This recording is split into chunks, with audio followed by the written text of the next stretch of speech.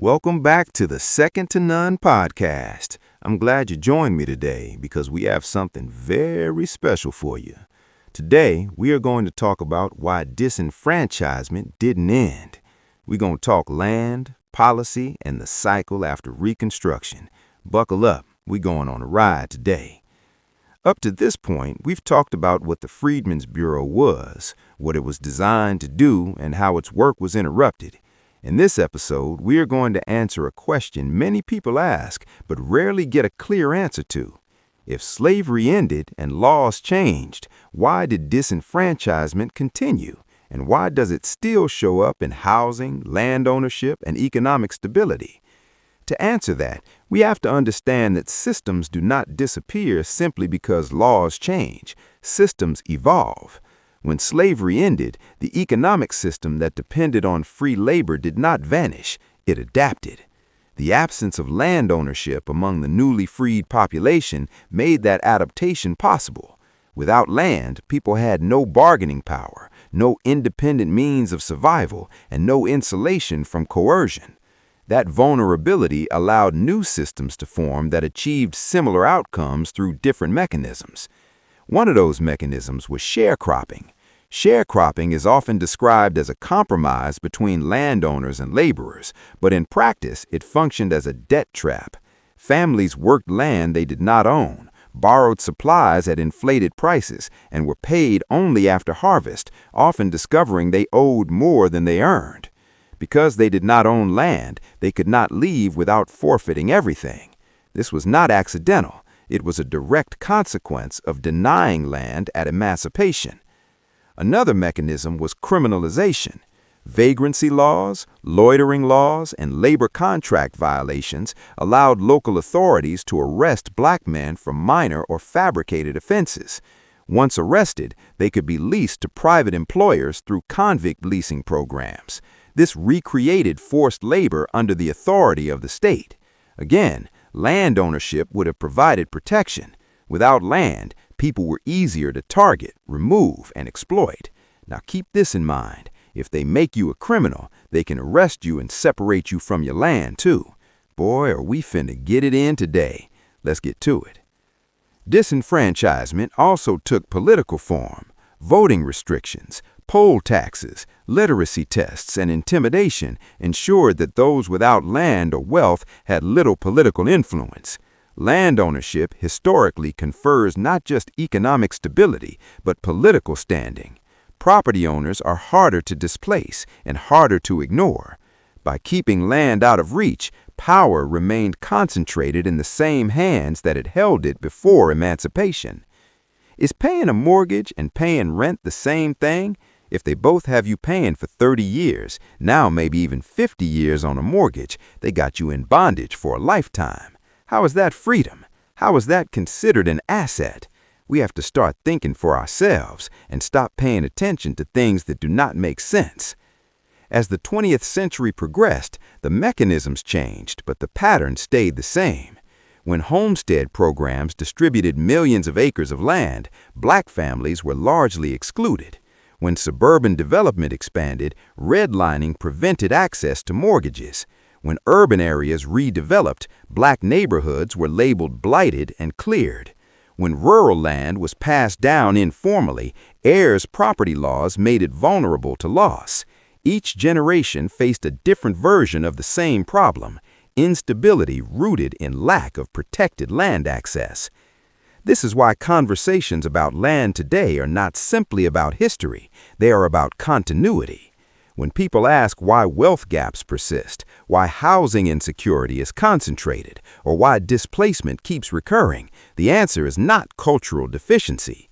The answer is that the foundational asset that stabilizes families and communities was systematically withheld or stripped away over time.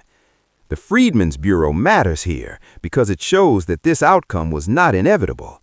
There was a moment when the federal government recognized the need for land-based stability and attempted to provide it. That attempt was cut short, and what followed filled the vacuum. Understanding that sequence helps us see modern problems not as isolated failures, but as downstream effects of an unfinished transition. This also helps us understand why education alone was not enough. Schools were built, colleges were founded, literacy increased, but education without assets still leaves people vulnerable. Education helps individuals navigate systems, but land ownership helps communities withstand them. The two were meant to work together. One without the other produces imbalance. The goal of revisiting this history is not to dwell on loss. It is to recognize patterns. When patterns repeat, they are usually structural. And when structures produce harm over long periods of time, correction requires structure as well. That is why modern solutions focus on land stewardship, community ownership, and long-term protection rather than short-term relief. As we move forward in this series, we will continue connecting these historical decisions to present-day conditions and to realistic, lawful ways of addressing them. This is not about undoing the past. It is about understanding it clearly enough to stop repeating it. Before I forget, let me give a warm welcome to our sponsor of today's episode. This episode is sponsored by Burley Services, providing professional janitorial services and commercial floor care for organizations that need their facilities clean, safe, and presentation ready. Burley Services supports ongoing maintenance and deep clean solutions, including floor cleaning, stripping, and waxing, serving San Antonio and surrounding areas with a strong focus on reliable service and operational standards, especially for commercial and institutional spaces. Please visit them on their website at burleyservices.com. Okay, now let's get back to the episodes.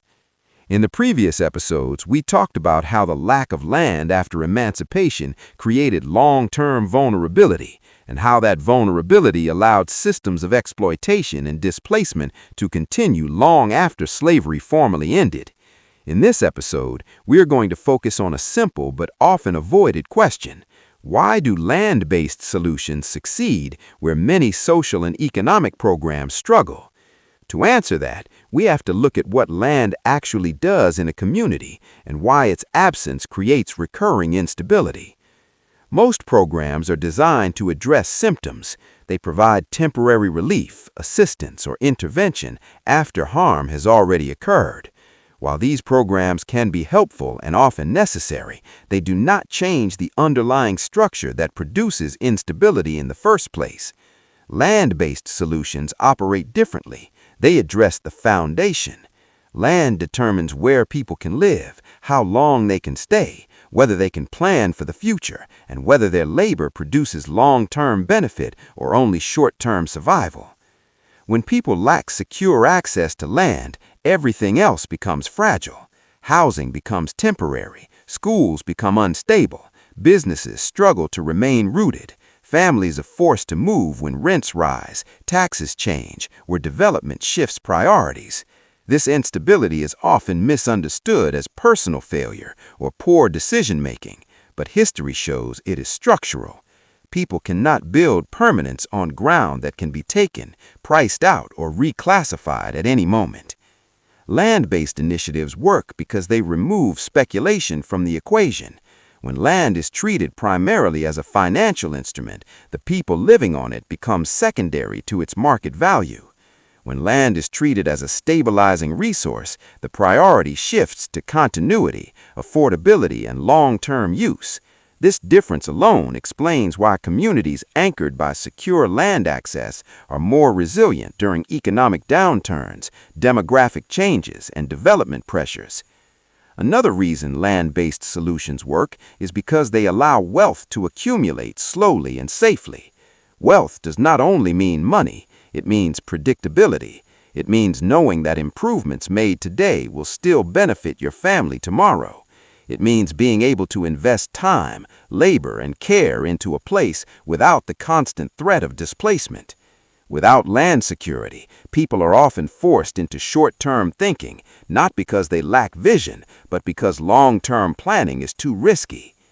Land initiatives also change power dynamics. When people have secure access to land, they gain leverage. They can negotiate, organize, and participate more fully in civic life.